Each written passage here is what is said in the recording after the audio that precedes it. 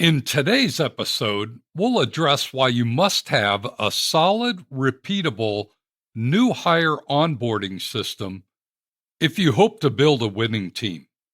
Specifically, you'll learn that you can easily separate your business from your competition by focusing your efforts on this area, that there are 5 must-do steps that are essential when designing your new hire onboarding program, and that the first 90 days on your team will determine whether someone will want to stay long term or not.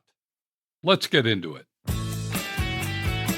Welcome to Why Business Teams Fail and How to Avoid It, a show helping small business owners build a radically engaged team that can run the business without you, so you can remove the stress from owning a business and enjoy the freedom you deserve. Now, here's your host, Rich Allen. Here's my question for you this week. How effective and complete is your onboarding process? Last week, we discussed how to avoid falling into the desperation hiring trap. Hopefully, you found a few nuggets that you can incorporate into your hiring process so you can find and hire the best fit individuals onto your team. If you missed last week's episode, be sure to go back and check it out. Now, the next step is to make sure that your new future rock stars hit the ground running starting on day one, which is why my question for you this week is, how effective and complete is your onboarding process? I'll be honest with you, most of the business owners I meet do a lousy job of onboarding their new team members. Sure, there are those that have it nailed down, and they do a great job of bringing their new team members onto their team, but I could count these business owners on one hand. Most either have no onboarding process or their onboarding process is incomplete at best. I witnessed this just last week with a business owner who asked us to help them find someone to fill a critical role. Their business was growing and the new client coordination workload was killing their office staff. So we posted a new position and went through a rigorous hiring process to find the perfectly fit candidate. After 3 weeks of screening, testing, and interviewing, we finally made an offer to a super talented person, and they were thrilled when they accepted the offer.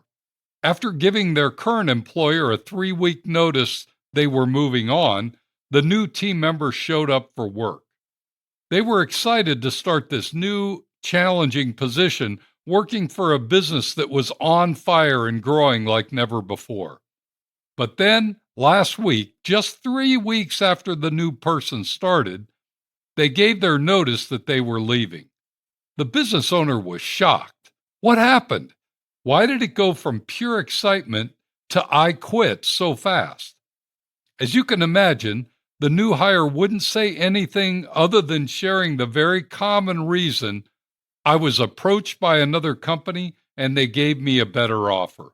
Now, I realize that may be true, but I also know that if things are going well in their new position, a newly hired person is not entertaining other offers, unless they aren't happy or aren't satisfied or aren't excited about their new role and their new team. So we asked about the onboarding process they went through with their new hire, and that's when we found out that their onboarding process lasted about 2 days. What? How can you introduce, orient, and get someone up to speed in just 2 days? That's impossible. What this suggested was that the newly hired team member was simply told to do the best you can and left to fend for themselves after being on the team just 2 days. You may think that it's crazy, but in far too many situations, a 2-day onboarding process is exactly what many newly hired team members experience. And the result is often just what happened here. The person didn't feel like they were a part of the new team, so they continued to look elsewhere for the right fit for them. Now, hopefully that's not happening in your business. However, if your onboarding process is less than outstanding, let's fix it today. I want to share with you 5 must-do steps to effectively introduce a new team member onto your team. If you don't cover these critical elements as part of your onboarding process, the risk of you having your new hire quit prematurely goes up significantly.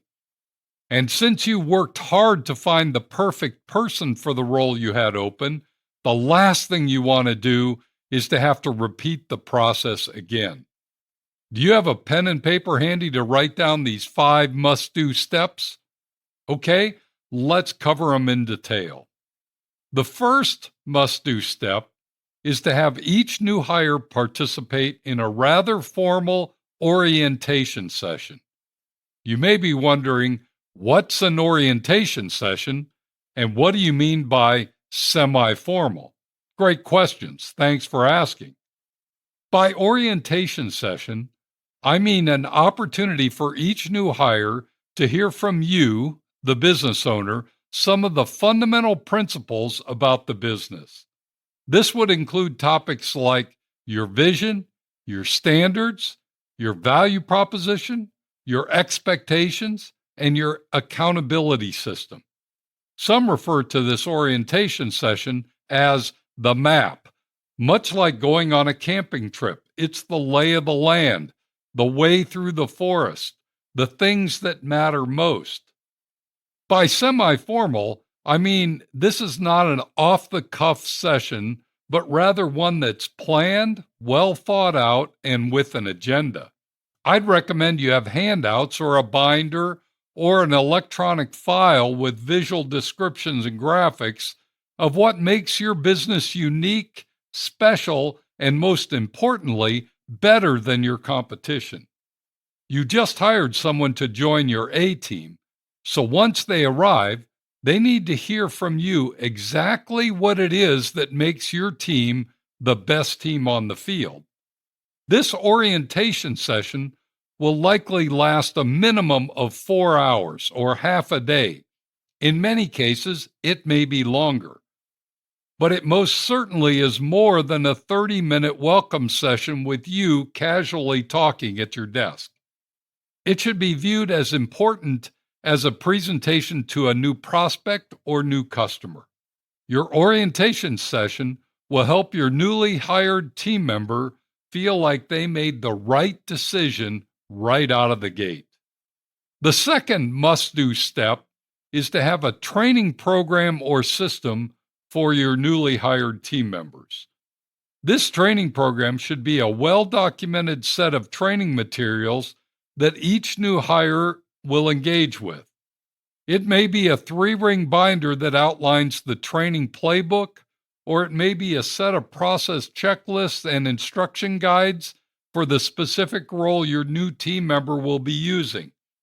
It may be a series of videos and support materials that a new person can watch and complete with some kind of skills test or comprehension module attached. No matter the format, you should have specific tasks and activities that are covered in your new hire training curriculum. Everyone wants to do great work, especially when they're new to a team. Your assignment is to make it easy for them to be successful. The best way to make that happen is to give them the tools they need and the training they will need to be a superstar in their new position. The third must-do step is to set 90-day goals for each newly hired team member. There's nothing scarier for a newly hired person than for them to have no clue what success looks like, and no way for them to measure where they are in terms of the things that matter to their hiring manager. Trust me on this one.